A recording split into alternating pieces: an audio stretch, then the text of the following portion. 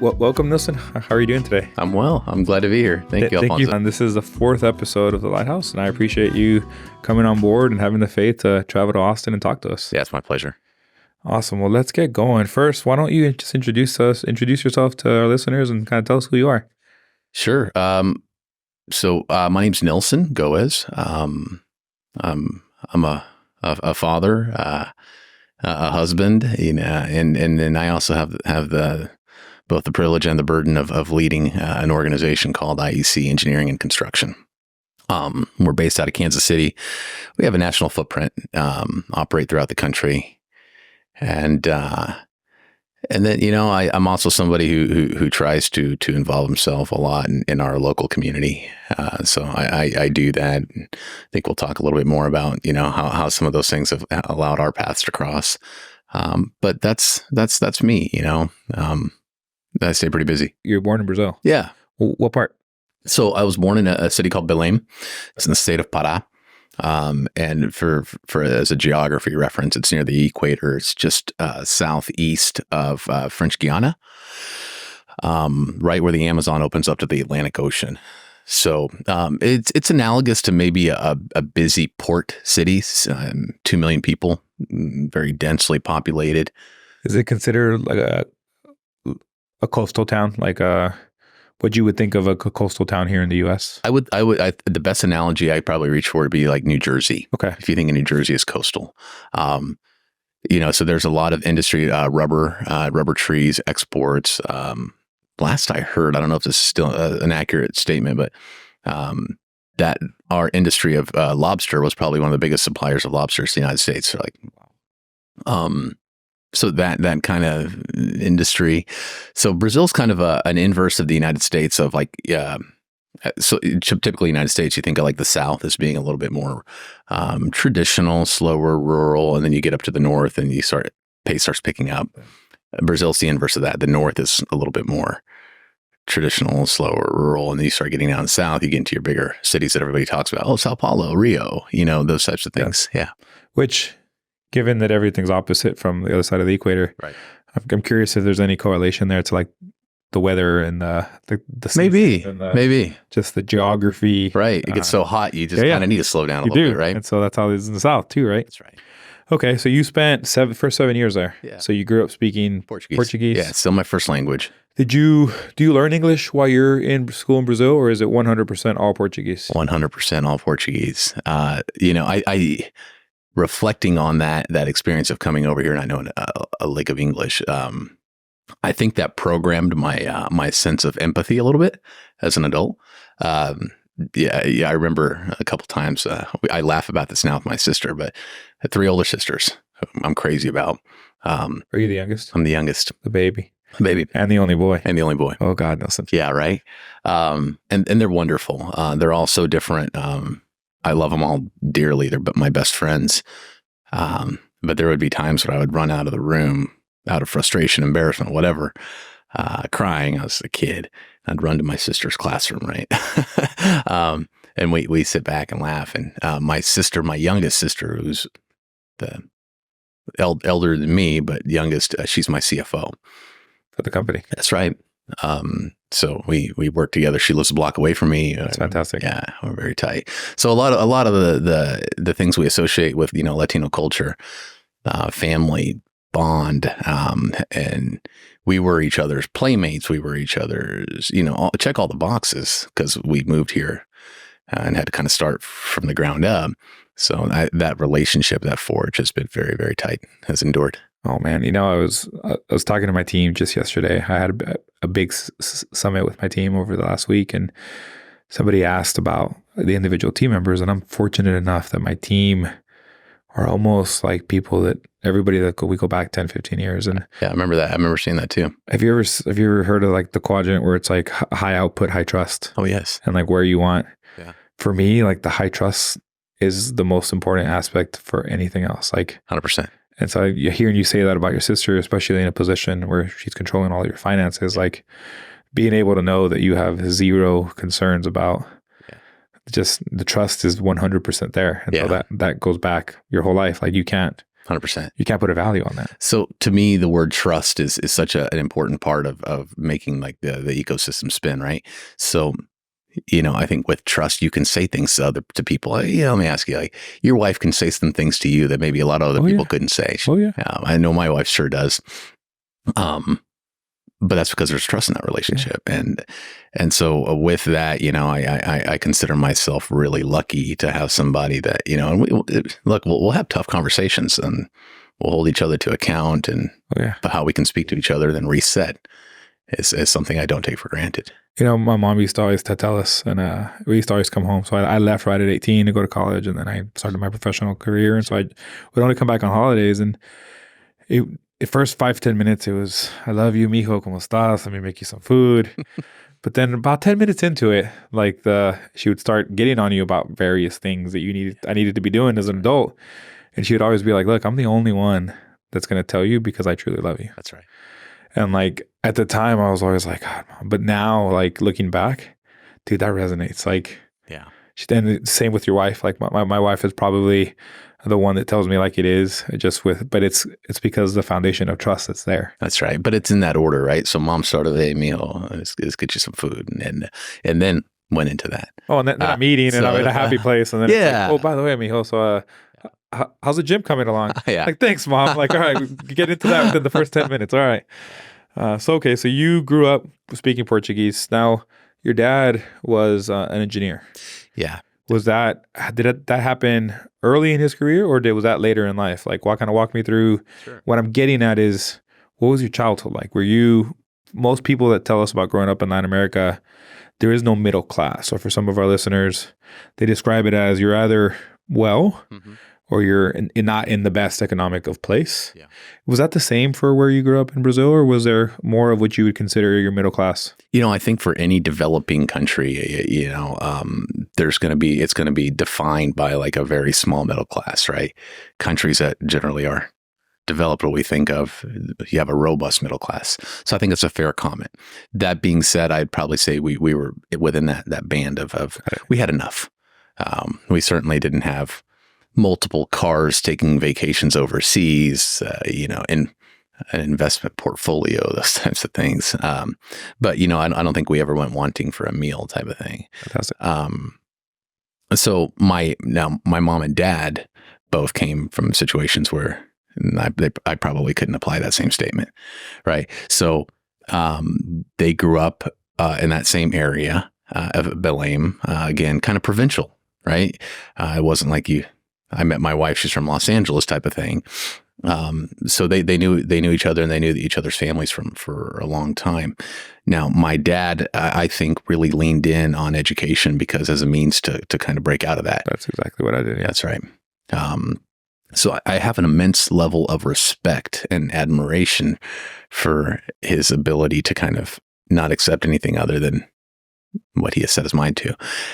And so my dad got into electrical engineering. My sisters obviously came before me, and by the time I was born, he had had his master's, and he was teaching in Belém at the local engineering department of the. That's incredible. Yeah, and so I have fond memories of going up to his office or his classroom, the lecture halls and all that kind of stuff. And he rode this little Honda dirt bike back and forth, and would put me on it, and I have fond memories of that.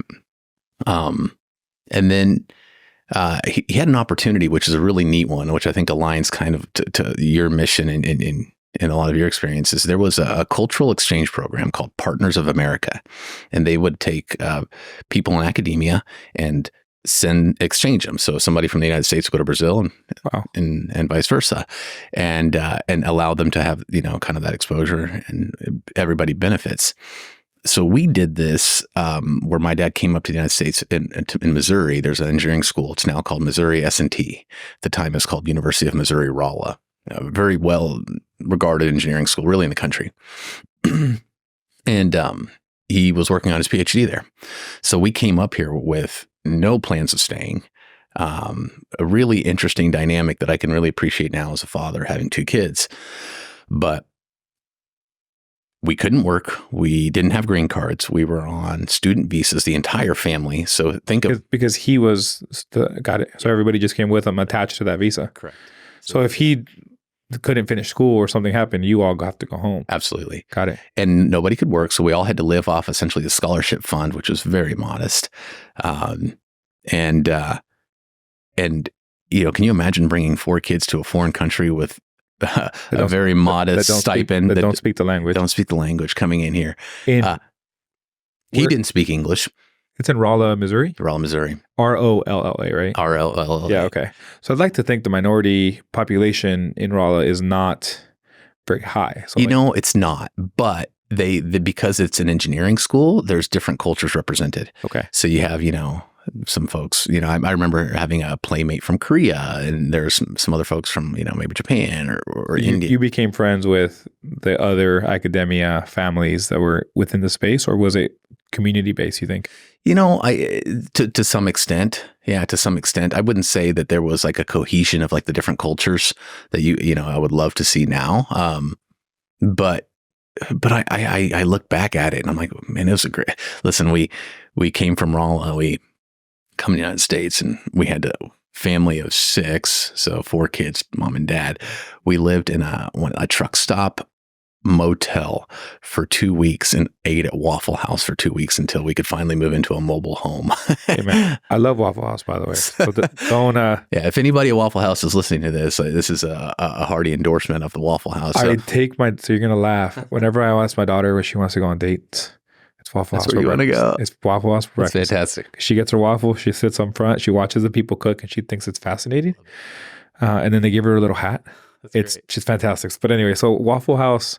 Yeah. You ate at Waffle House. And you lived by a truck stop motel. Yeah, that's 2 right. weeks. So and that was really so you kind of do the math here. This is like in the now mid to late 80s, and you were 7. Yeah, 7, 8 years old by this point. How old is your oldest sister at this time?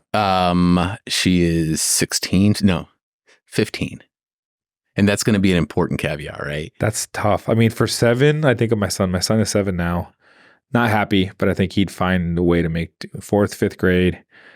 16 is like a pivotal point in a person's life. Anyways. It truly is. So, you're picking up on exactly what I couldn't appreciate at that time until I'm a father. You start seeing these things. And I'm like, man, my dad was such a chips in on the table guy. And he's all in. And equally, so is mom. I mean, can you imagine how many women would be like, yeah, that sounds like a good idea. Let's do that. Yeah. Especially knowing how, we got into this conversation a little bit yesterday over dinner, but the Latin culture is very family based. It's very family tight knit. Very. And you said both your mom and dad grew up from this area. So I'd like to think that their whole world, their brothers and sisters or cousins or uncles, the tias, los tios, like all of them are within this area. All of it.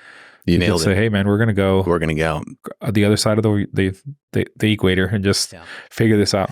Well, so when the original proposition was made, it was like, we're only going to do this for 4 years. We're going to get, it's a long time. It's a long time, but kids will learn English. It'll be great. I'll come back as a doctor, and then I'll start teaching. And now the eldest sister who you talked about, she's a very strong woman. Even came out of the box that way. She starts dating an American guy who she meets there in Rolla.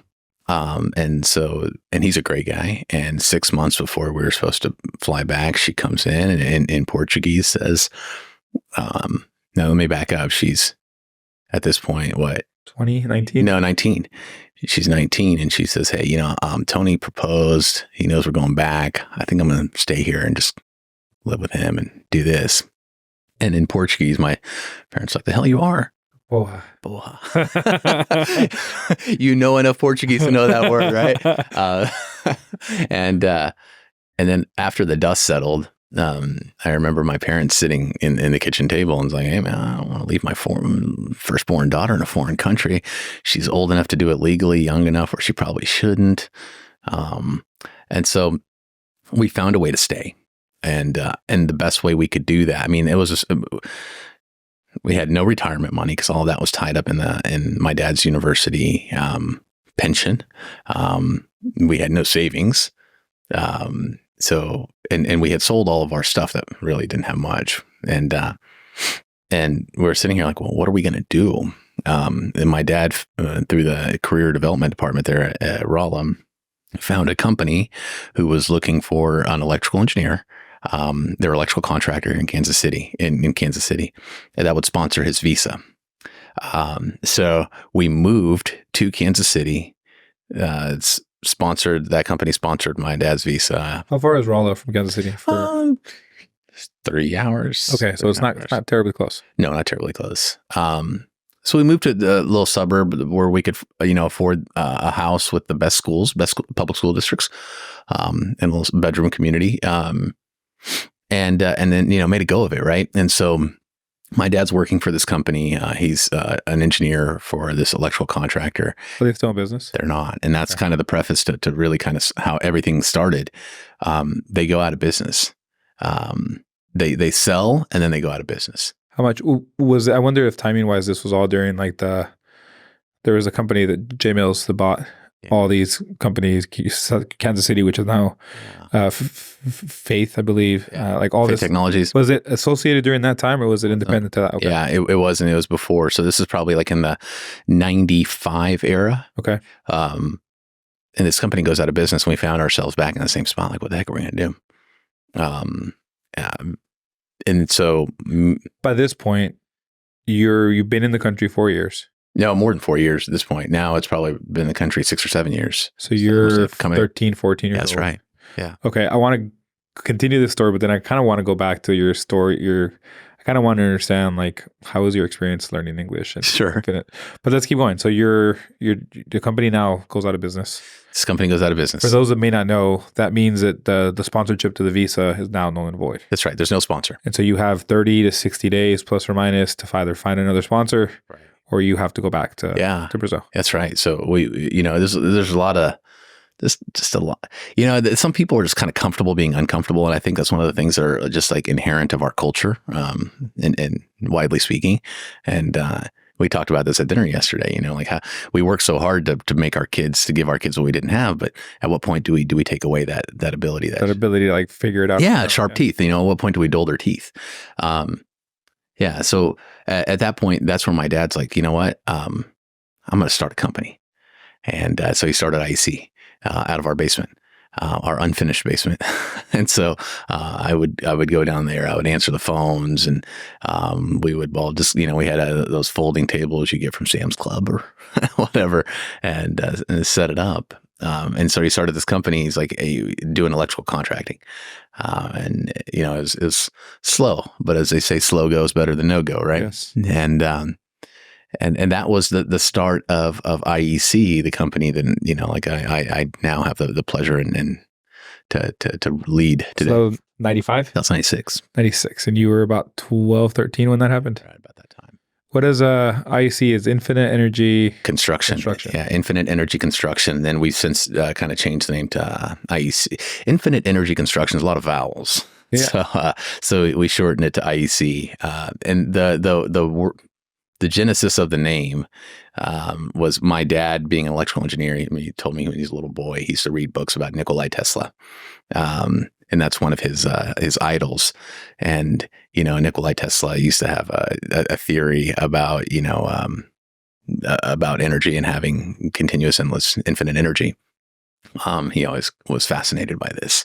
And so that's kind of the inspiration of the name. Okay. Yeah. And so IEC, and then we now it's IEC Engineering and Construction.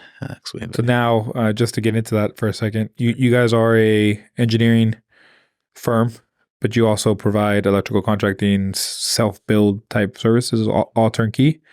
Primarily what we do, we really have two key divisions, one that serves the utility space and one serves the DOD and not some other non-Department of Defense federal clients, but so probably better articulated federal clients and then utility clients. So on the federal side, we provide engineering, we provide construction management, and some electrical self-performance as well. On the utility side, we do primarily design for transmission and distribution, both physical design, protection controls. Got it. Yeah. Okay. Well, we'll pick that part up Sure. in a moment. Let's kind of back up a little bit to. I'm kind of curious. You mentioned what was the process from going from Brazil to the U.S. Just from a was it pretty simple, easy? Kind of walk me through what that was like. So I'll give it. I'll tell you through the lens of a 7 or 8 year old, Yeah. and then looking back and having the ability to kind of dissect it now as an adult. For us, I mean, going to a Waffle House was like the coolest thing in the world. Do. I think it's cool now, and I'm in my late 30s. That's why I like you. Yeah. No, it was great. And all these new adventures, and first time there was snow and all those types of things was just incredible. All I saw was a welcoming experience and adventure. There were a lot of just really kind, wonderful people in this very, a lot of people think of like Central Missouri, and they wouldn't associate that with a lot of, open-mindedness, cultural inclusiveness, but so that experience was great. So we all learned English together, and so I'm the youngest, and I most people would say I don't have an accent, but as our family, my eldest sister has an accent. My middle sister has a little bit of an accent. I think you were young enough to not pick that up. Yeah, yeah. So mom and dad have very thick accents, and if you're Latino or from another culture, that with that sometimes comes a level of insecurity and all those types of things. And then being able to see that and recognize that as an adult is just something I really appreciate. Well, it's interesting. Like you hit on a couple of things there, and I'll talk about maybe some personal experiences. So my family owned their own business as well. Yeah. And my dad spoke barely English, and my mom spoke English, but she had a super thick accent. Really? And I didn't realize, like, at the time, if somebody called the business line at the house, my mom would prefer me and my brother to kind of talk. And I think it was we didn't have an accent. Sure. Right? And so I think those kinds of things that you don't realize, the insecurities that maybe are present. That's right. Until much later in life. And so I'm actually kind of curious to see how, as you started your before leaving to college and then starting your path on the side before finding your way back. Yeah. Did you ever find like any of that, like your parents leaning more on you just based on you were able to assimilate much quicker? I feel like than they probably. Yeah, you're absolutely right. Yeah, I mean, I absolutely do. There's still certain things, and I don't know to what extent I would assign, put it in the bucket of insecurity of communication versus just reliance, cultural reliance of like, hey, like, but I still find myself like wanting to be part of managing any, I almost want to be their advocate at any given time. Yeah. And, I think that's, I don't know. I think it's just more kind of how we're raised. So when you started school, I'm assuming you had to be in English as a second language type programs. And how much time do you think it took you before you were proficient enough to feel comfortable in English? A couple years, a year or two. Yeah, to the point where I didn't feel like. Now I'd still say certain things, right? They're like, oh, we don't say that, and or ask certain or mispronounce certain things, like I want to pull the thread on one topic that I've heard on a few of. Actually, we got into it with Freddie and also with Oz, and they had similar stories, and I'm curious if, because you were young enough to maybe not deal with it because of the language barrier, they experience kind of a preset bias on their IQ, their ability to pick up maybe difficult topics, and they were almost labeled as, oh, well, this person less than. Yeah. And it wasn't until after they were able to overcome the language barrier that then people realized, like, hey, no, there's a lot more depth and like there's a lot more there. Did you experience any of that, or were you young enough that? I think I was probably young enough to not perceive it. Now looking back now as an adult, I would say, man, some people were a little bit nicer to me than others.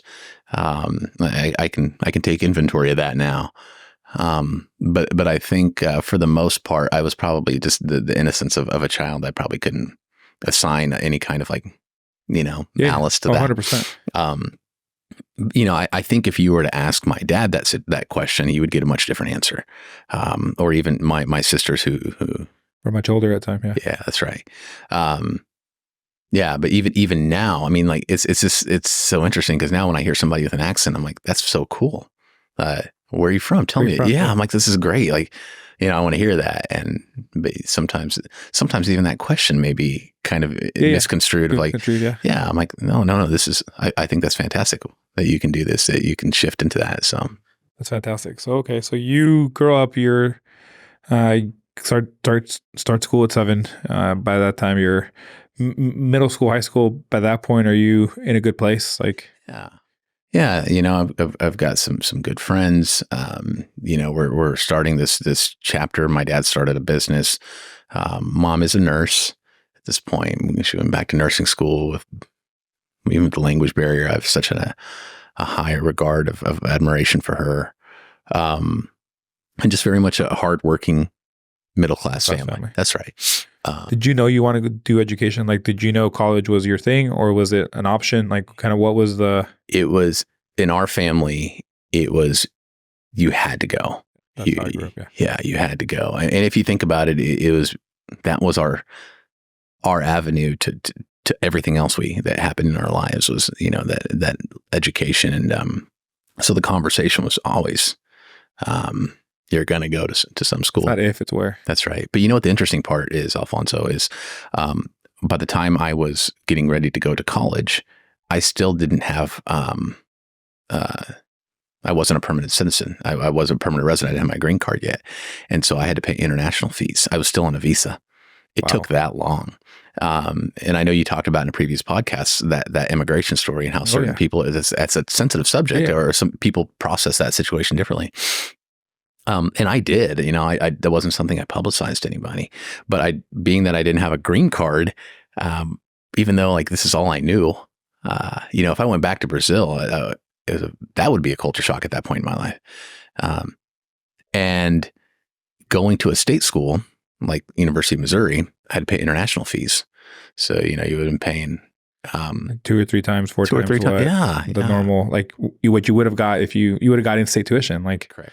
Yeah. And, or I could have gone to a private school, which is associated with much higher tuition, but without international fees. So, it was, my dad's an engineer like you, and it was very much a logical proposition. Math, like, hey, if I'm going to pay this, I'm going to go pay. Yeah, might as well do that. And so that's what, I'm kind of fast forwarding a little bit, but that's what brought me to Texas. I did my undergrad at TCU in Fort Worth. And when you went, was it as good as a football program and sports program as it is now? I feel like TCU is on the map. Yeah, they're on the map. So when I was there, was the last year that LT was there, LaDainian Tomlinson was there. So that was already legit. That was already yeah. LT for Heisman everywhere. So that was cool. It must have been fun. It was cool, and that's kind of, I go back to my relationship with football and sports. It's like I can appreciate it, I can enjoy it. I just don't emotionally invest in it. Got it. Yeah, so that was really neat to see like, how that brings energy and pride to the school. But I had a great experience at TCU. I really did. And when I was there, I had an opportunity. I was an Inroads intern.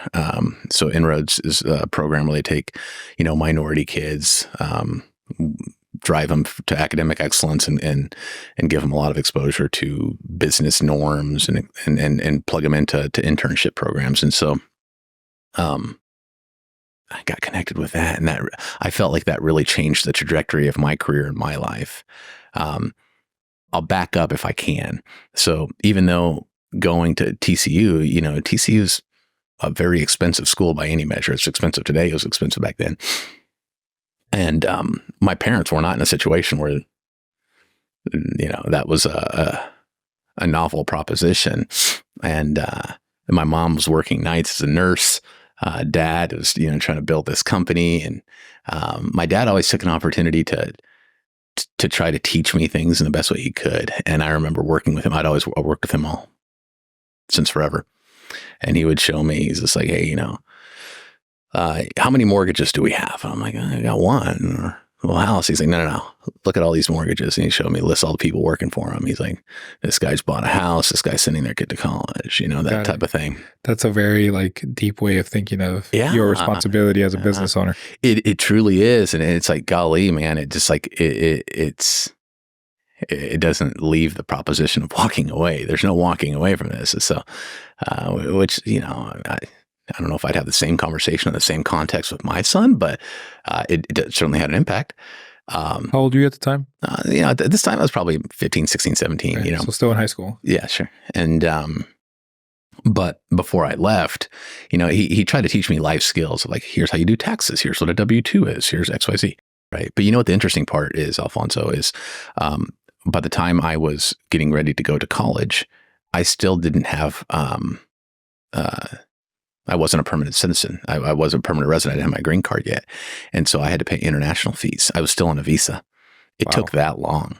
And I know you talked about in a previous podcast that immigration story and how certain people, that's a sensitive subject, or some people process that situation differently.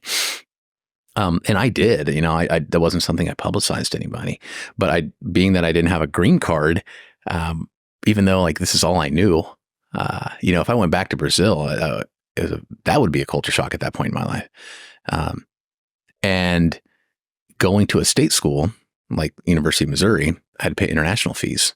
So, you would have been paying 2 or 3 times, 4 times, the normal, like what you would have got if you would have got in-state tuition, like. Correct. Yeah. And, or I could have gone to a private school, which is associated with much higher tuition, but without international fees. So, it was my dad's an engineer like you, and it was very much a logical proposition. You did the math, like, hey, if I'm going to pay this, I'm going to go pay. Yeah, might as well do that. And so that's what I'm kind of fast forwarding a little bit, but that's what brought me to Texas. I did my undergrad at TCU in Fort Worth. And when you went, was it as good as a football program and sports program as it is now? I feel like TCU's on the map. Yeah, they're on the map. So when I was there, was the last year that LT was there, LaDainian Tomlinson was there. So that was already legit. That was already yeah. LT for Heisman everywhere. So that was cool. It must have been fun. Yeah, so that was really neat to see, and see, like, how that brings energy and pride to the school. But I had a great experience at TCU. I really did. And when I was there, I had an opportunity. I was an Inroads intern. So Inroads is a program where they take, minority kids, drive them to academic excellence, and give them a lot of exposure to business norms, and plug them into internship programs. And so, I got connected with that, and that I felt like that really changed the trajectory of my career and my life. I'll back up if I can. So even though going to TCU, TCU's a very expensive school by any measure. It's expensive today. It was expensive back then. And my parents were not in a situation where, that was a novel proposition. And my mom was working nights as a nurse. Dad was, trying to build this company. And my dad always took an opportunity to try to teach me things in the best way he could. And I remember working with him. I'd always worked with him since forever. And he would show me, he's just like, hey, how many mortgages do we have? And I'm like, I got one. Well, house. He's like, no. Look at all these mortgages. And he showed me, lists all the people working for him. He's like, this guy's bought a house. This guy's sending their kid to college, that type of thing. That's a very deep way of thinking of your responsibility as a business owner. It truly is. And it's like, golly, man, it just like, it doesn't leave the proposition of walking away. There's no walking away from this. So, which, I don't know if I'd have the same conversation in the same context with my son, but it certainly had an impact. How old were you at the time? At this time I was probably 15, 16, 17, Okay, so still in high school. Yeah, sure. And, but before I left, he tried to teach me life skills. Like, here's how you do taxes. Here's what a W-2 is. Here's XYZ. And I remember a conversation before he left, and he's just like, hey, you helped us, he's like, we did the taxes together. I'm like, yeah. He's like, how much I make an hour? How much your mom makes an hour, XYZ. And I adore my mom, and like a lot of Latino boys. And he goes, here's how much TCU is costing. Here's how much a credit hour is. He's like, I want you to go. I want you to have fun. But just think about every class that you're at. This many hours of hard work. Specifically, how many hours your mom has to work at night for you to be there. No pressure. No pressure. Yeah. But, listen, and just know, have fun, but don't leave anything on the table is really what the takeaway is, right? So I never missed an 8 a.m. class, man. It's good, dude. So Probably, I mean, TCU is an awesome university. I'm sure you had a lot of fun. it's great. Looking through your resume, you were in a frat. Yeah, it's enough for So, I mean, I think you yeah, played hard and you worked hard. yeah, that's right. That was almost my story. So, I mean, I went to tech and I rushed a frat. I rushed a predominantly Hispanic fraternity, and we had a lot of fun. But I mean, school was my thing, man. School's your thing. Yeah, that was my thing. So I did really well, and but yeah, I had a lot of fun though. Like it was a great place to be. Would you have done anything different looking back? Not at all. So I mean, I think I talked about it in one of the. It's not out yet. The next podcast that comes out is with Oz Morales, and we talk a little bit about how he passed up an opportunity to go to MIT, and he went to a university in Canada. Okay. And we got into the discussion a little bit about me growing up. I didn't think those programs were even accessible. Like I really didn't think that like a public school or private school, like a Harvard or Stanford or any of those, even a TCU for that matter, was accessible to me. Like I didn't know their endowments that they have. I didn't know exactly how the scholarships and different sponsorship programs that were available to you. Sure. I just didn't know anything. So I would just look at the cost and what I can get from a student loan perspective. Sure. And I'm like, okay, I need to get a scholarship to make up the difference. And I don't know if I can do that. Right. And so, I graduated fourth in my class. Like I did good things in high school to prepare myself, but I really didn't think any of that was even attainable. And now looking back, like, do I regret not even, yes, but I think that's actually what started even the idea of this. That's right. Like, there's so much opportunity that's out there. Like, you just have to put the people that know how to make the connections and kind of open the doors to make the pathway for people. 100%. And I think of like my nephew, for example. My oldest brother is 20 years older than me. He has a nephew that's about 15 years younger than I. So I was the young, cool, because I'm the youngest of the four boys. I was the cool uncle, if you will. So when he was graduating high school, I flew to Chicago and we had college boot camp. All weekend, we did nothing but apply to Different colleges, worked on essays, and went literally from one end to the local state university there in Chicago. And he got into University of Chicago, Champaign-Urbana, electrical engineering. Wonderful. We then got his master's at Stanford in electrical engineering, full ride, got paid to teach. But all of that was, you just need to know how to play the system. And if you have somebody that can walk you through and mentor you through that, it's actually not all that complicated, and the opportunities are just in abundance if you put in the work and you put in the grind. That's right. So I share all that just to say I didn't know any of that was possible. And so I applied to the state schools, obviously. In Texas, if you graduate top 10%, you get in. And so for me, it was like, okay, I'm going to go to state school. Who offers the best deal? It was either A&M or Tech. Is that program still around? It is. So if you graduate in the state of Texas in a public high school and you graduate within the top 10% of your class, You get in. you're automatically accepted. To any school. Any public Texas Right, to school, like a UT or a UT, an A&M, Texas Tech, I didn't know that. any of the state schools. That's great.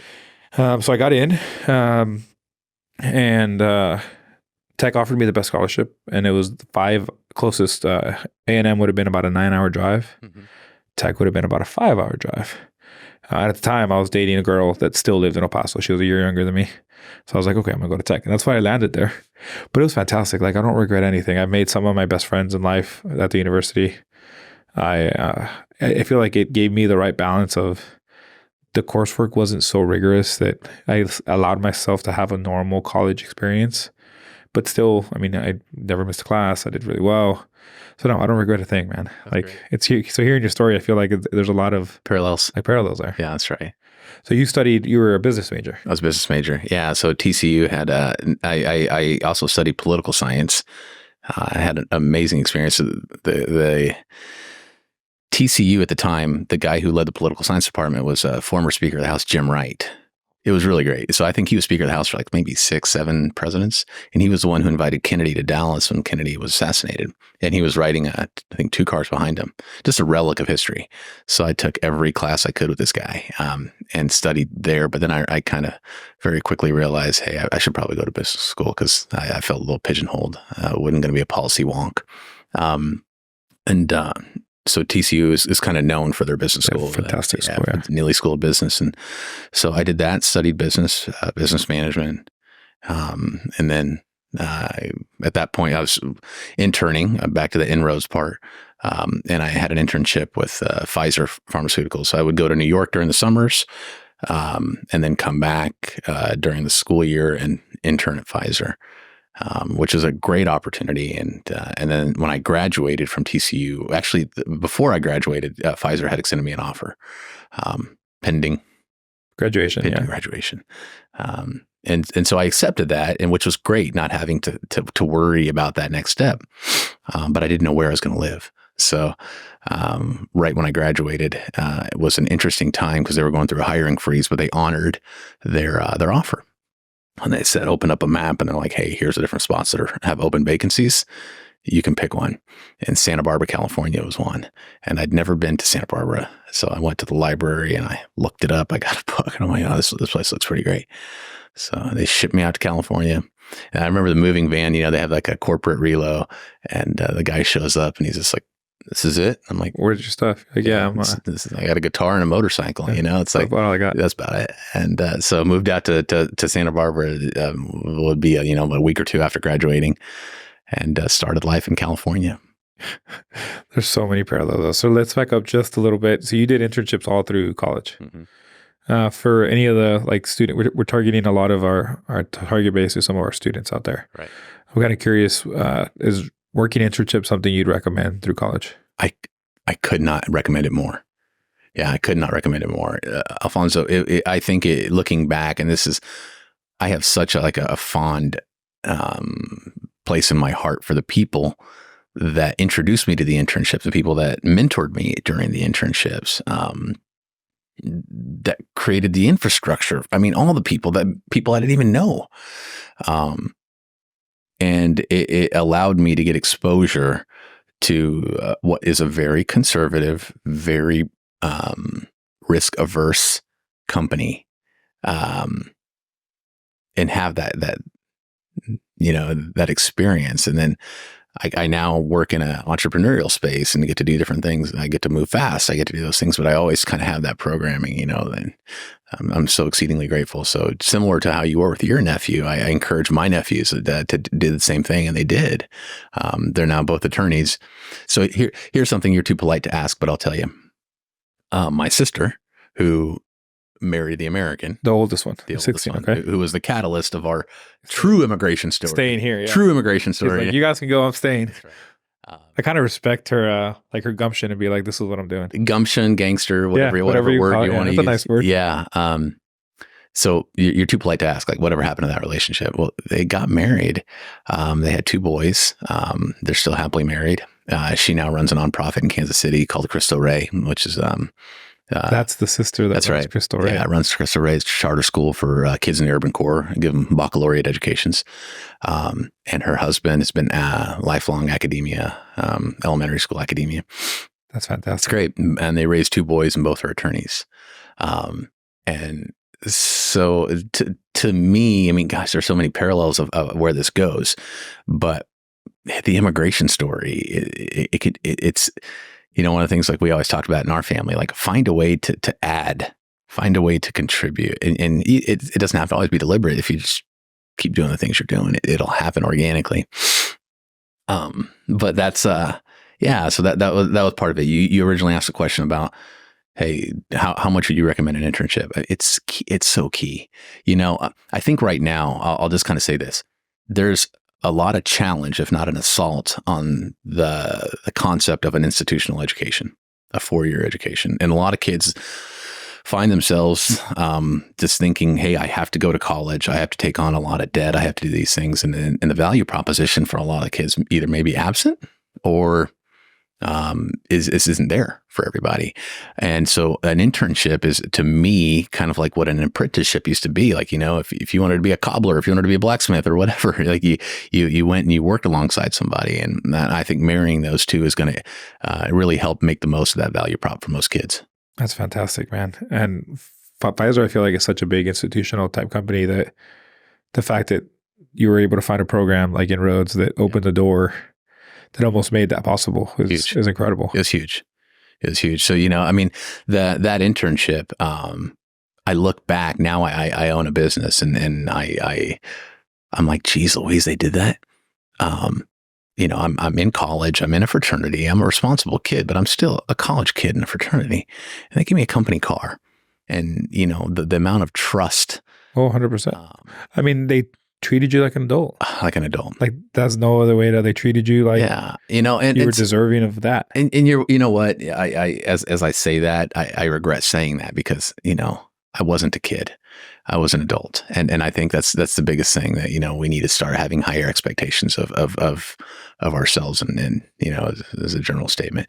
But yeah, so you're going to rise to the occasion or you're not. And they quickly weed that out. But that particular program took 2 kids from each state. So a total of 102 kids, 2 from Puerto Rico, making the additional 2. And it was great. It was a fantastic. I mean, I'd like to think that group was super tight. Super tight. We're still in touch. We still stay in touch. We celebrate each other on LinkedIn. That's awesome. It's just been really great kind of following everybody's career paths as we come out. Dude, that's incredible. I interned with General Motors every summer. In Texas? No, one was in Michigan, one was in Texas. So 2 were in Michigan, one was in Texas. Through what program? Was it just, how'd you find that? My fraternity. So I got an email. I was part of the fraternity my freshman year, and there was an email that came out. It's like, hey, any minorities, any brothers looking for an internship, send me a resume. Mm-hmm. And it was a brother that was from like 10, 15 years beforehand was in a position there that they were hiring minorities. And so I was like, yeah, why not? So I sent them a resume, and like next thing you know, I'm getting an offer. It was incredible. For me, it was the learning of what real world is like. Yeah. Did really, really well my first 2 summers in Michigan. But then when I got to Texas, I was just turned 21. I was in a relationship. And I don't know if I took that summer as serious as I should. And I remember at the output of the summer, like, cause was most of the people there were seniors. Cause you do your first 2 internships at the engineering center, the corporate place. And then your last summer, they try to get you experience on the assembly line where they're actually building the vehicles. And it was here in Dallas. Okay. And there was 6 of us, and there was 2 of us that didn't get full-time offers. Oh, is that right? And I was one of them. Okay. And talk about a humbling. Now, I knew I was going to go to law school. There's a whole other conversation there. I remember you were thinking about being an IP lawyer. I knew I had a path to law school. That was my plan. I was studying for the LSAT. And so I knew that wasn't going to be a long-term home for me. So I don't know if that played into like me not taking it as seriously as I should. Did you articulate that ulterior motive? Oh, no. No, I kind of played those cards close to my chest. And so that for me was that realization of like, no, like this is real world. Like there's real world consequences to, yeah. And so like that for me was like, okay, no, like that's never going to happen again. Yeah. And so I got to learn that almost on trial. Like I got to learn that almost at a low risk profile that like it was an internship. It was a 3-month thing. It probably didn't feel low risk at the time. No, not at all. Especially towards the end when you realize like I'm not in the best standing right now. Yeah, it stings, right? Yeah, just a little bit. But I think I needed that. I think that was a humbling moment for me in my career, and I'm so grateful that it happened. And that was all because of the internship. That's right. So I think that people either they bifurcate, right? Some people take an experience like that and they're just like, I need to do better, and other people may take a situation like that and they get discouraged and take their ball and go home. And I think the difference that people take in that can be influenced by mentoring, by conditioning, by having those conversations, by, something about your past made it such that you chose like, oh no, I'm coming back. You're not gonna, Oh yeah. And I think that there's an opportunity for us, within our community and a lot of what we're trying to invest in here is like what kind of conversations, what kind of programs, what kind of things can we be doing now to give people the chance to take that the hard right versus the easy left, right? Yeah. So you graduate TCU, and you got a full-time offer to go to Pfizer. You moved to Santa Barbara. How was you starting your career at this point? Were there a lot of minorities in working at Pfizer, or were you kind of in the?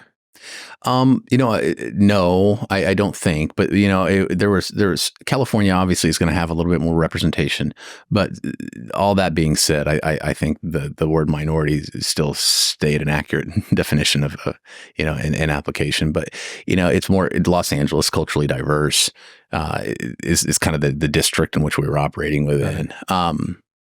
But yeah, it's, and working there, and just kind of learning that business, that market, a lot of insurance, navigation, payers, things like that was great. and doing it probably one of the most beautiful places in the country was not the worst thing that's ever happened to me. Now, I want to just pause. You making the decision to go to Pfizer, where was your dad's company during this time now? You're a senior, you're in graduate university. Right. Was there ever a thought of, I'm going to go back and work for my dad at that moment in time, or not yet? Not yet. Not yet. And so I think if my dad were sitting here, he would probably say, I don't necessarily want that for you. I'd like for you to go out and do something else, That's fantastic. I wasn't sure if you ever felt the pressure to come back and you going your own path was something that was like a personal choice, or it just wasn't in your cards at the time. At that point, I've never really reflected on it like we're doing now. But I in the future, I like the magic 8 balls, wait, it's coming. But for the time being, no, it was very much a, and I don't say this in a bad way, but it was a very selfish time in my life. And I'm grateful that I've had that opportunity to really just kind of figure out what's important to me. As intentional as your dad seems like he is, Yeah. Do you think there was any of the, like, you need to go figure life out on your own before, like, that was his way of like almost pushing you out to say like, yeah, like, I don't want you to come back? For as much as I give my dad credit for most things, I don't think so. Okay. I don't think so. I think a lot of it was just more born out of the circumstance. Like, the company hadn't reached the scale that it was at now. At that time, I mean, it was doing okay. But it certainly hadn't hit that certain scale. And I was experiencing success. And I think that he really was proud of that. And mom was proud of that. And they wanted me to continuing to do that. And, so I was just kind of fast forward just a little bit. I was at Pfizer for another 5 years, and I had an opportunity. I got recruited by a Danish company called Novo Nordisk, and went to work for them. And got into the management program there, and they were exceedingly proud of that. And I was working 2 weeks in New Jersey, 2 weeks on the West Coast, covering Seattle to Hawaii. Just had an opportunity. I was just always on an airplane. In your 20s, that's intoxicating. Oh, so I mean, looking at your resume and the time you spent at Nova, I feel like 18 months to 24 months, you're like steadily kind of climbing. Yeah. Your last position there, I mean, you were the business manager for the 11 states in the Midwest.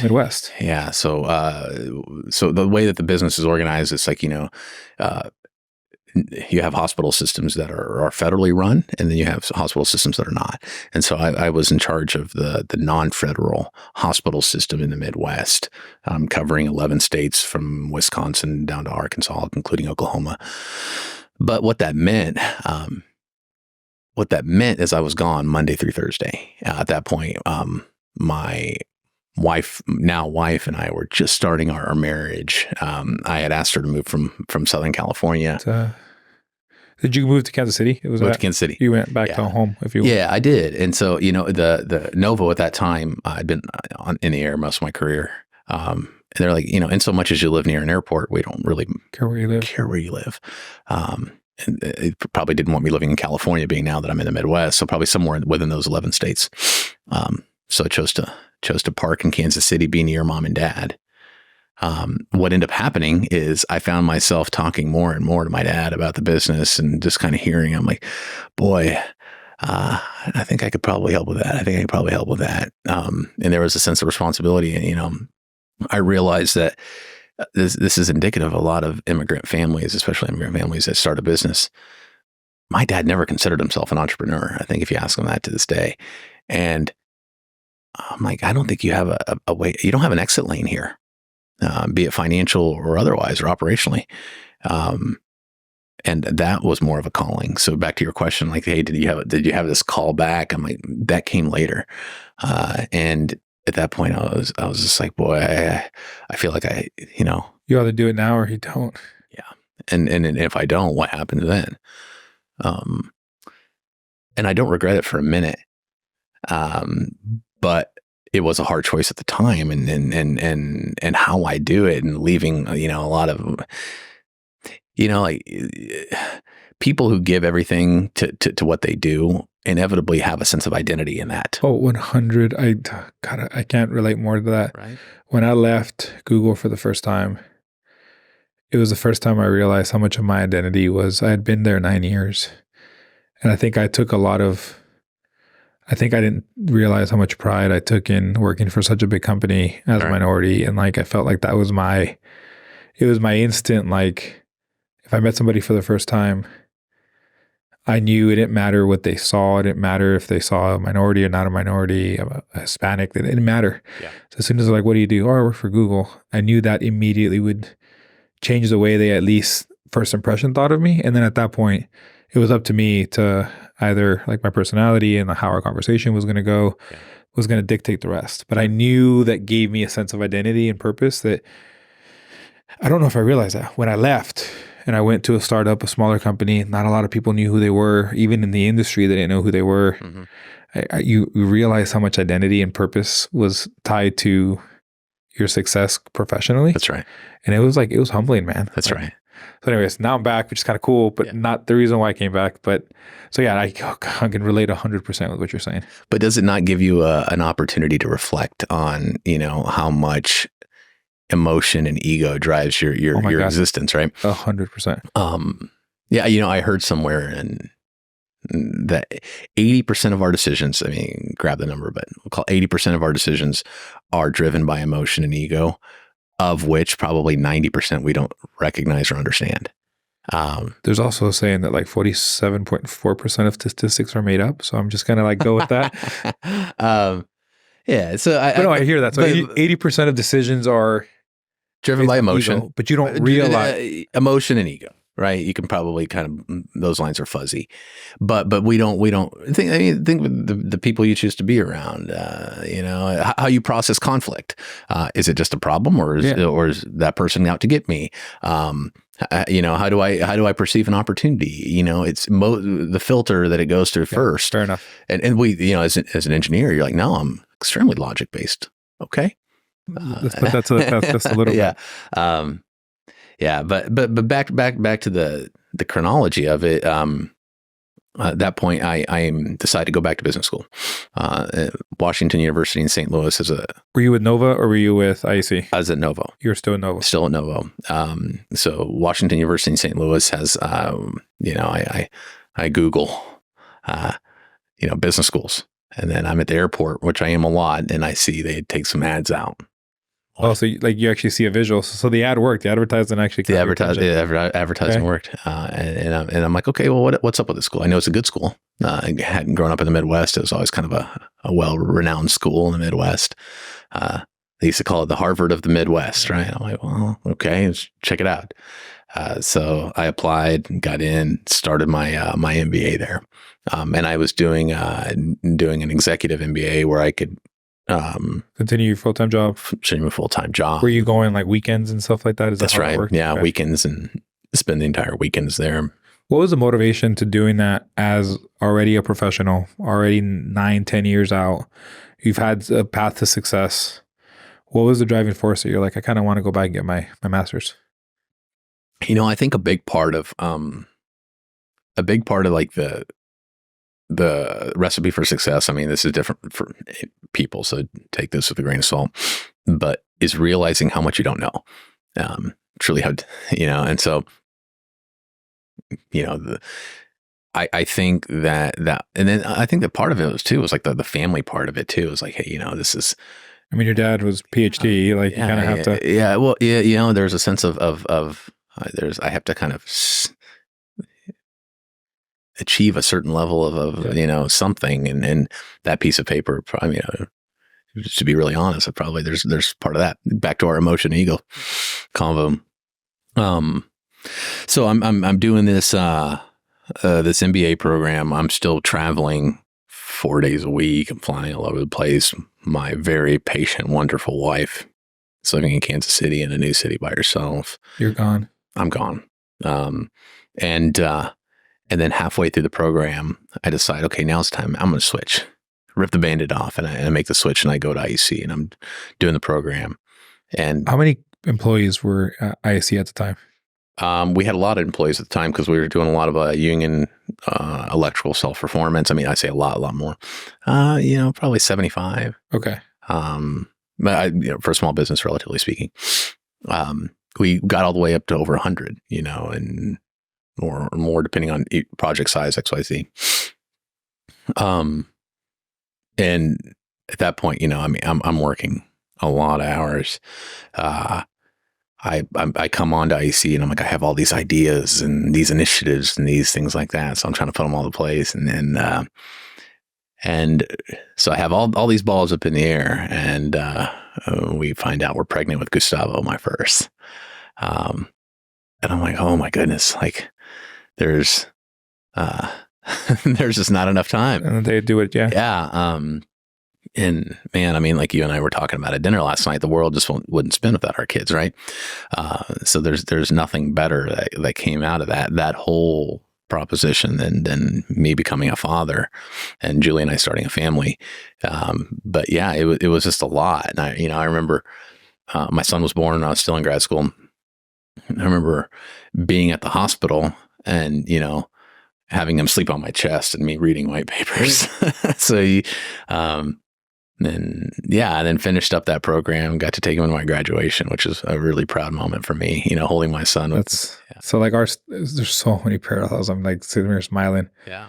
I started my grad program when my son was 1. Really? When I finished, both of our kids were now born. And so, and it was so amazing. The guy finished in 2020, during COVID. And so they did a virtual graduation. And so it was cool because when they finally did it, it was 2022, 2 years later. Yeah. By this point, like both of my kids are old enough to see and remember and see. And so like they see it's just super cool moments. I hear it's awesome, isn't it? You're saying of having your son. Yeah, it's awesome. Be with you. Yeah. And so, I keep those pictures, show your kids those pictures and if they're probably young, but to have that programmed into them. And I think that's a really special thing. How hard was it to come back and listen? And I feel like I'll give you the context of the question. Mm-hmm. Your dad started the company, and so he'd grown it to what it was. And so there's a lot of maybe undoing or maybe adding things that maybe lack of policy, lack of governance, lack of like rigor for certain things. Right.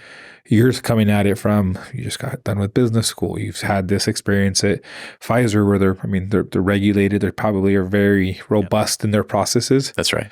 So you're maybe trying to bring in that rigor and almost the process base with, I can see in an entrepreneurial young company, process equals slow down and process equals bureaucracy. Yeah.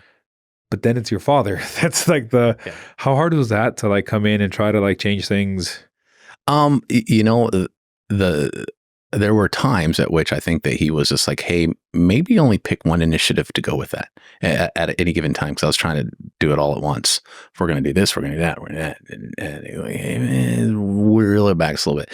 There's a certain phase in your life where you have all that energy, and at that time I thought that was an endless supply. and maybe now we're just smarter of how we apply those efforts. But you're right, Alfonso, like a company, being when you're going through fast growth, it tugs at the efficiency and it tugs at process and all those types of things. There were other times once I kind of started getting more into the business and Dad and I were trying to find out, hey, who's got the final decision on X? Yeah. Who's got the final decision on Y? Where some of those things came to a head, When you came in, you were COO? Yeah, I came in an operational role. Who was still running, who was still president? Were your dad? Dad's still president. Okay. And so that was there for 2 or 3 years? 4? It was, yeah. So his transition out was a little bit more gradual than, like this is the date type of thing. Yeah, so. I'm curious to kind of ask another type question, and the best analogy I can give you is the military with like a Master Chief. So Master Chief is the highest rank somebody can get in the enlisted world. Yeah. And then you can come out, be an officer right out of college, and you outrank the Master Chief. Yeah. But there's a certain level of respect that doesn't matter if who's saluting who. Yeah. Like this person, they have the respect because they've been there. Yeah. Were there any longtime employees that were there with your father that now all of a sudden you come in as the son, 100%. But now, so you outrank them, but they've kind of been there through the beginning. I'm kind of curious to kind of hear from that. Yeah, man, that's a great question. I love the analogy. I think that's a polite way of saying like, hey, was there any pushback against nepotism, right? Yeah. I mean, I I know. think I struggle with that description of it a little bit, Nilsson, only because like you were successful in your own right. Yeah, but a lot of that maybe they didn't know, or maybe they just didn't Fair. care, Okay. or maybe they just kind of, similar to like some people view that type of success as like I can't relate with it. Okay. I doesn't mean anything to me. But no, I said that kind of tongue in cheek, right? I think I love your analogy. Yeah, there were some people that were 20-year people that wanted to exert a certain level of like, hey, this is your place type of thing. I tried, and I still try to really kind of take a very humble approach to leadership and my presence in the space. Little examples like I would try to take the furthest parking spot away, just because I'm like, hey, you've been parking here for 15, 20 years. Why should I come in here? And it's fine. It's little things like that. Now, as I've spent more time there, I realized you can give people the time, you can reach out a hand and try to be the best version of yourself to do that. But some people are going to embrace it, and then some people are going to find that they don't. Most people did by a large majority, but some people just couldn't conform to that change. And I think that's just life, period. There's a saying: if you love something, don't get used to it. If you hate something, endure through it. Maybe it's another way of saying that. But I look, we've had people that have just seen so many changes there. As I'm sure you've seen a lot of changes in your career, or you're even living in Austin. My goodness, and for Austin today versus Austin 10, 15 years ago is a whole different thing, right? Yeah, I'm in Dallas now, but it's the same thing. It's just grown. Yeah, that's right, Dallas tremendously. Yeah, so yeah, it's very, very, very astute question. Honestly, I think now it's so far back in the rearview mirror. Okay. Yeah. Before we get into the kind of going from COO to CEO, you studied internationally, just Shanghai. You spent a little bit of time in, I think, Portugal and Spain, if I saw that correctly. Yeah. So where in time did that land? So I traveled Europe, your quintessential backpack type of adventure. Undergrad, and just had a blast doing that. And journaled and did all the things that you do in that environment. Did you take a year off of school, or were you? No, my last year. So I got the offer from Pfizer my junior year, and I said, hey, now that I have this offer, now's the best time to ask, can I take this last summer? And just I haven't had a summer. Oh, because you've been internshing. Yeah. So the summer between you went to go do Europe. Yeah. So that's fantastic. Yeah. So which was I'm exceedingly grateful that they allowed that. And but I framed it. I'm like, I haven't had a summer, and did that, which was great. Now the Washington University, they had an international residency requirement. So I studied in Shanghai, and Fudan is a business school. It's really a prestigious university there in Shanghai, and they have a partnership with Washington University. Yeah. So, and you could pick your path you wanted to explore. And being that I had the healthcare background, I really wanted to research like the ambulatory system of healthcare in China, which is a really wild concept if you don't have experience getting healthcare in China. So to understand that, is it more efficient, better, or no? No, okay. No. I mean, look, subjective question, subjective answer, right? But I think objectively, there's no way it's more efficient. So, if you want healthcare, and because of course you have a communist system, you need to go to the hospital. So like the concept of having like your general practitioner or your cardiologist or whatever in various offices that you and I go to, that does not exist there. Certainly it could have changed between the time I was studying it or not. So, and sometimes because it's so inefficient, you may have to wait there a day, 2, 3 days. So it's still very much a family-based system. So like if your parent needed medical help, you take them to the hospital, you wait at the hospital with them, and it could be a day, it could be 2, it could be 3. Wow. Okay. Yeah. So that must have been a change. And how long did you spend in Shanghai? In Shanghai proper, maybe a month or 2. And then, and then overall, I mean, visited some other cities and did some other studies, but it was a fantastic experience. So I'm kind of curious to see, because I was going through your resume, and Nilsson, you're super involved in the community. Like your list of things that you do were almost as long as like all the how you describe your roles. Kind of got me through like what are the top three things that you do kind of on the side. You volunteer a lot. You're in different communities. You're in different associations there in Kansas City. Sure. What would you say are like your top three? That is take up my time. Yeah, or you're even that you enjoy being a part of. Yeah. So a couple, 3 or 4 years now, I've been part of an organization called YPO. It's a international organization, Young Presidents Organization. That is one where I've really enjoyed. I've grown a lot from. It's not a community service organization, but it is a nonprofit, and in the sense that that's not like a money making thing, but and it's challenged me a lot, and it's given me a space to really be vulnerable with a lot of people that face a lot of the same pressures and stresses that that any kind of business leader does. And I've really grown from that.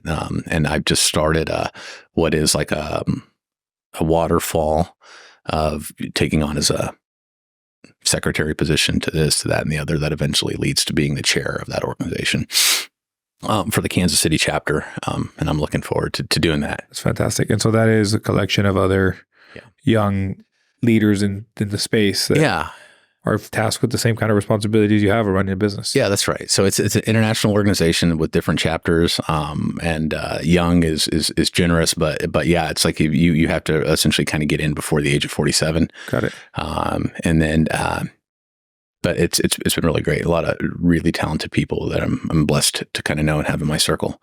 So that takes up a fair amount of time, and it's really great because they include my family. It's very family inclusive. Spouses, children, all those things. I'm still heavily involved in the Hispanic Chamber of Commerce. Did a board assignment with the Hispanic Chamber. I'm actually going to the ribbon cutting tomorrow. We're opening a new office. In Kansas City? In Kansas City. The leader, Carlos Gomez, has just been a really good advocate for the community there and supporting growth, economic prosperity of the community, which is fantastic.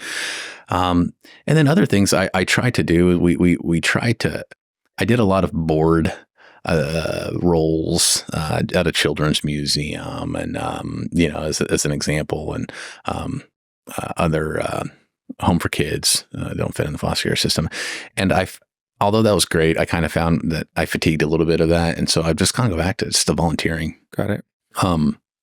And so I find that kind of fills my bucket of just kind of just giving, if I can find some time to give back. There's a wonderful organization. Their property line starts where IEC's ends, and it's a home for kids that don't fit into the foster care system. And so actually here at the end of March, all the IEC crew of the engineering department is going to go there and do a STEM day. These kids can't go anywhere for spring break, right? So they have to find something fun to do. And so we're like, hey, let's make a STEM day. So we're going to do that. I'm really looking forward to doing something like that. Yeah. This is in Kansas City? Yeah. Yeah. So it's called Ozanam is the bigger, is the campus, and then the bigger organization is called Cornerstones for Care. So very much a plug for them and what they do. That's fantastic, Nilsson. I'm kind of curious just to kind of go on theme for a little bit on what we're trying to do on our side. Sure. One of our big pillars, so our pillars are education, and obviously interesting to find your path and your role, and given your father's background, I can definitely see kind of why you went that route. Our other pillar is mentorship, and I'm kind of curious, we didn't get into this, but one of the questions I try to ask everybody is, if you think of the mentors in your life, was there a formalization of that mentorship, or I feel like a lot of people have mentors in their life, but the mentor may not realize that they're the mentor. They're seen that way. That's right. I'm kind of curious, like what was your path to finding those mentors? And for those that may be listening, like they're looking for that mentorship opportunity, what advice would you give them to find a good mentor? So to answer your first question, I listened to the other podcasts too, and I think the common theme was a lot of the mentorships that people found themselves receiving or being part of were informal. I think mine, for the most part, were formalized, and primarily because I grew up in corporate America. So it was very much like, here's your mentor, here's your onboarding mentor, here's, those types of things. And then being that I was fortunate enough to be selected for like accelerated management programs, they very much stressed having mentors. And the best mentorships that I found were relationships where we could be vulnerable. And then, because that's really where the rubber hits the road, right? Yeah, you just be completely open and not necessarily have to give a false representation of whether you have it all together or not. 100%. Yeah. And so I'm a big believer, and I'm a big proponent of mentorship, and I like the structure of a mentorship. I think you get more out of it if you go into it in a deliberate manner. So I've had in Kansas City, the utility company there, Evergy, the former CEO, a gentleman by the name of Terry Basham. He's one of the most beloved CEOs in Kansas City. He's since retired a couple of years ago back, but he was my mentor officially through one of these programs called the Light Source program. So he and I have stayed friends, but he's from Texas, moved up to Kansas City to take this job, and he stayed there, But that's been a wonderful opportunity through Burns & McDonnell, who's a really great company in Kansas City, obviously the entire world, but at Kansas City being their headquarters. I'm doing a mentorship with one of the VPs of their transmission distribution department now, which is great. We can exchange ideas, those types of things. What I think the biggest thing is, it's like, if you have very busy people come into it with an agenda, here are the things I'm struggling with. Here are the things, if you do it right, it'll be a mutually. So it's not just small chat. It's literally, let's get to work. Like, you have to put work in it as a mentee to help get something out of it. 100%. Wow, that's so deep. Okay. Yeah. So I currently mentor a couple folks in town, and I do it in a confidential type of manner. But we meet once a month, and they have the opportunity. Everything we say is kind of, it stays within the room. It stays within the room. Confidentiality is a really big part of that, and it's because it fosters vulnerability. But one of the challenges we have is bring something to the table that you want to talk about. We can visit over a coffee or a drink or lunch or whatever anytime, but this is a work session. So I love that you said that. Like, one of the advice that I got through a formalized mentorship program was you have to put work, and so they would almost task us to. It was very similar. It was a monthly session. The week before the session, you kind of had to send, hey, here's the kind of situation that I'm working through. Here's kind of what I'd like to talk about. And then during the session, like, it was like, explain a little bit more. And it was so, for me, the biggest realization of, like, in those moments, especially when you're working through those tough times, for me, they were almost all people-based. It was first part of me becoming a people manager. And you kind of think that, well, like, they're not going to understand. Nobody else understands quite the situation and the circumstances that I have right now.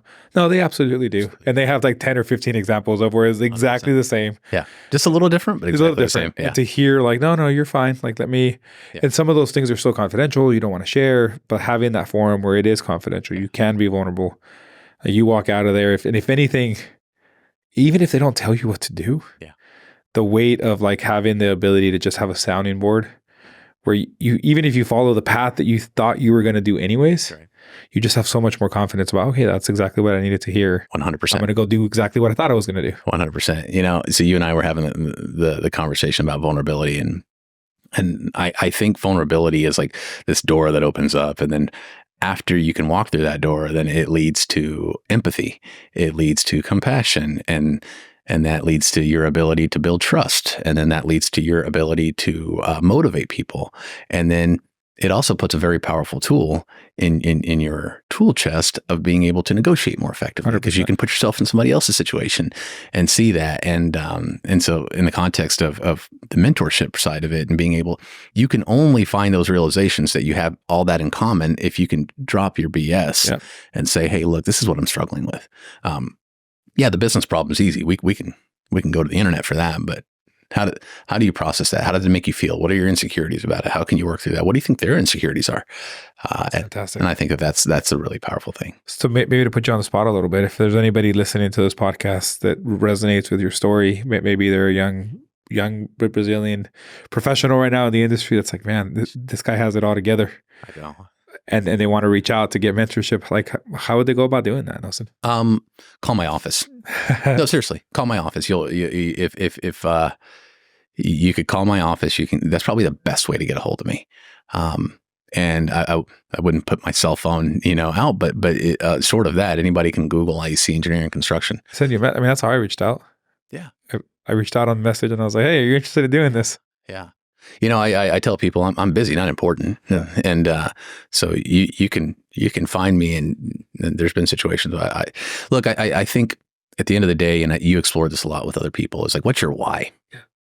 Why would you do those types of things? And I think once you fulfill those basic needs, like what are you going to do? What kind of things are you going to give back to people, and how are you going to be, what are you doing for the people behind you? To help out. So I think the same reason, you've taken on this effort to do this podcast, start this organization to help out people. I think that's a wonderful thing. And the reasons you do it.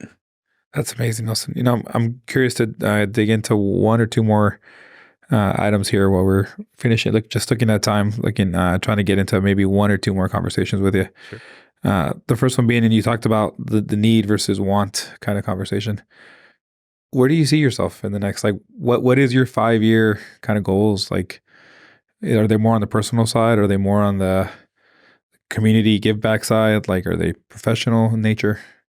I am right now I have a plan specifically with our, I'm exceedingly fortunate. I have great business leaders behind me in our general construction space, that serve our federal clients. And there's times I'm in meetings and I'm just like, I can just step back. I'm not needed. They're running this. They're running it. And in many cases, I'm like, man, I wouldn't have thought to say that. I wouldn't have thought of that exposure point. I wouldn't have thought of that value add. So that to me is like such an awesome feeling that it's allowed me then just to kind of focus on different things that I'm really leaning towards for IC. So on the engineering space, I view that there's a significant runway for growth and expansion in depth and breadth in the transmission distribution market. Our need for power is only growing, right? And the ability to provide that efficiently and in a reliable manner is it's not going anywhere. It's only going to grow by orders of magnitude that are exponential. So I think that there's a really big opportunity to grow in that space. And with IC engineering, I'm really leaning on growing that. So that's from that professional development. My big thing right now is I love being home. I love being with my kids. I love spending time with them. So I'm trying to engineer my life so I can do more of that. Yeah. I think with anybody that's kind of programmed and wired how we are, we always want to go do the volunteer event. We always want to go do those types of things, but I very much want to take my son to soccer practice or take my daughter to music lessons or whatever it is. That's fantastic, Nilsson. All right. And the one thing I always try to ask is, so you've been kind of thinking about coming to the pod. You've come into the podcast for a couple of weeks now. Sure. I'm sure there was probably kind of some thought process there as to kind of what story do you want to tell? What things do we want to hit on? Is there anything that you kind of wanted to make sure that we touched on, or maybe some topics that you kind of wanted to dive into that we haven't had a chance to do? So I try to give everybody that opportunity. I don't know about from a particular story. We've talked about certain things I didn't think we were going to talk about, and but I'm glad we did. I think I really find it inspiring when I meet people like yourselves in your friend group, in your professional association group that want to do something with no motive of self-benefit. And that to me just really kind of fills a bucket. And I think that's awesome. And I applaud you for that and commend you for it. I think it's fantastic. I think there's one thing, I view our culture, the Latino culture specifically, if you were to say like, hey, what's unique about this culture? And if you were to assign positive attributes to this culture, we're a culture of trust, family, community, loyalty, hard work, right? but I also think like, why can't we also be a culture of achievement? Right. I feel like there's Oz made this comment and it's just resonated so good to me. It's so incredibly hard for him to take a compliment. Right. And it took his wife, like, just telling him, hey, all you got to say is thank you. Like, you don't have to. Yeah. And for me, anytime anybody ever gives me a compliment, I immediately respond with humor. Like, I immediately respond with like, yeah, but come on, like, it wasn't that, like, or yeah, I got really lucky. Like, it's the saying, the clock's right 2 times a day. Yeah. Like, it was one of those times for me. And for him, hearing him say it, like, because he's an extremely successful guy. Yeah. Tend to say like, yeah. And as I look back, I'm the same way. Like it's incredibly difficult for me to just sit there and accept the compliment. Culture of humility. Right.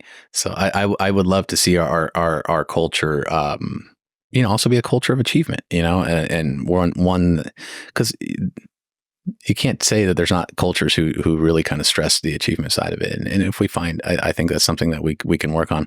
To your point, there's a lot of things like Latino people are generally associated. It's a hardworking culture, but I think a common theme that you've picked up on your previous podcast too is hard work's great, but if that's all it took, everybody picking berries or being a laborer or doing something like that would be CEOs. It's hard work and opportunity. Hard work, opportunity. Like I underestimated, and I'm glad you made that comment. I underestimated the importance of networking early in my career. I was like very much heads down, like good things will happen as long as I put in the work. Right. And they do. But I was also a product of having such incredible mentors that provided the path for me to do that. Mm-hmm. That it then took me realizing like, hey, the people are more important, I feel like, than the what. Yeah. The what's like the ticket to admission. That's like it. The what's and the work ethic is what gets you into the game. That's right. It's the difference between being the leading scorer in the game versus just getting on the court and not actually shooting the ball. Yeah, you're spot on. It's the people, man. That's right. And so, okay, 2 other questions that I want to ask. One, Roger, on your sister. Mm-hmm. So your sister came when she was 16. Mm-hmm. She married, and you came. Now you're married here. Yeah. Did she speak Portuguese to her kids growing up? Did you speak Portuguese to your kids growing up? And I'm curious, the ultimate question is, whose kids speak Portuguese? Yeah, mine do. Mine do. I was not expecting that answer, by the way. Mine do. So we both married American spouses. Okay. And my brother-in-law is a fantastic person. But I don't know to what extent that she did. She's fluent in Spanish. She's been a lot of she taught Spanish in the start of her career. And then now Cristo Rey is, Spanish, originated organization too. But so no, I don't think either one of her boys. Now her youngest, I think, took Portuguese in college, believe it or not. And that's probably a little bit of homage to the family. I think so. My daughter is rather fluent. My son understands it. He's a shy kid, so when it comes time for him to speak, he's not there yet. But I'm hoping he grows. He builds his confidence there. My daughter is all about it. Now, a big part of that is I'm really blessed. My mom's been able to be part of my kids' lives. She's retired now, and so she spends a lot of time with them. Speaks Portuguese to them. Yeah, that's huge. It's huge. Okay, I was almost expecting the opposite answer. Just given the traditional roles that normally come with Latin culture and but it makes sense if your mom's home. I can absolutely see her speak Portuguese to her grandkids. Yeah, I think the timing of Alfonso is really what it was, because when Claudia, my eldest sister, when she had babies, my mom was still working. Yeah. She got to make do. Okay. Right. All right. I'll come back to the last question, which is the first question I asked right off the bat. Sure. If Brazil's playing the U.S. in soccer, what are you wearing? I'm wearing yellow. Yellow and green. Okay. That's right. Fair enough. Who's your favorite soccer player?